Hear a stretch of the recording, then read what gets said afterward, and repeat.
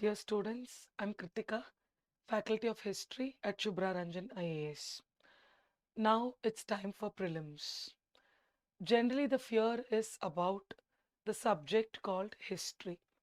So, I am here to speak about the misconceptions, what is running around in the minds of the students, and to clear it in different parts. So, today I'm going to brief you about how to approach ancient Indian history for the upcoming prelims 2024. So, when you look at ancient Indian history, the syllabus starts from the prehistoric period. The syllabus starts from prehistoric period and the syllabus ends with a ruler called Harshavardhana. So, history of ancient India includes North India and South India history as well.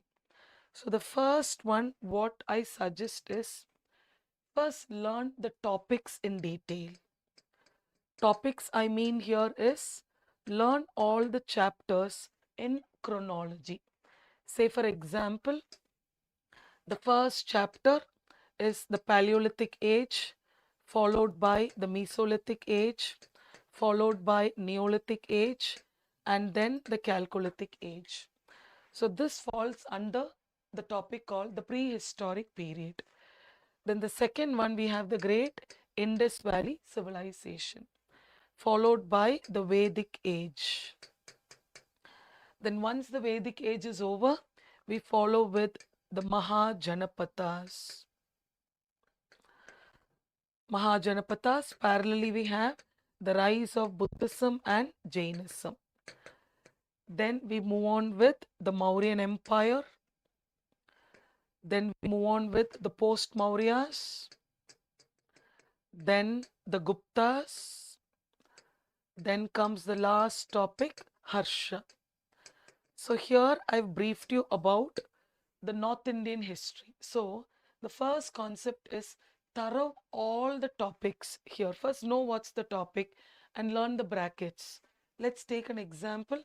Indus Valley civilization.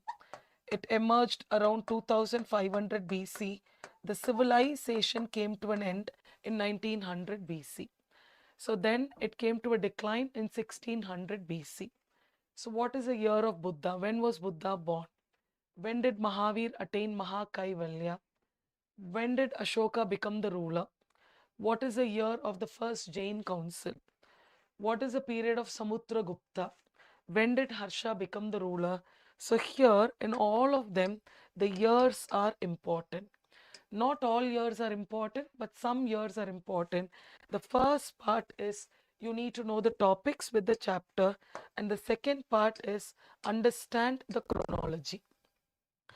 Do understand the chronology, because if you look at the previous year question, UPSC is now asking chronological events. So who succeeded whom, who were the contemporaries of whom, what happened after what.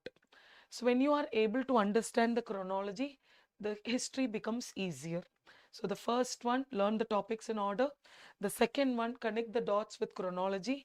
And the third one, make sure that you thorough the years of all the topic. So this will give you a very good clarity, and the previous and the next topic would be connected in a much better way. So if you start studying history in this way, finally the final aspect is the current affairs. Though history does not have that many current affairs, but there are some events, there are some issues which has happened. And once you try to connect them with your conceptual notes, that becomes your current affairs in history. So in ancient India, this year, we have less current affairs. So here at Shubhra Ranjan IAS, we are having a program called the Quality Enrichment Program. So I would be handling the part of ancient, medieval art and culture. So the classes would be for 4 days altogether. One first day for ancient, second day for medieval, the third day for art and culture, and the fourth day would be for current affairs. So I would be connecting all the current affairs with the core concepts. What more you want? Prelims becomes easy. History becomes as lucid as it is. So I welcome you all, and I wish you all the very best. Do study well. History is as simple as it is. Thank you.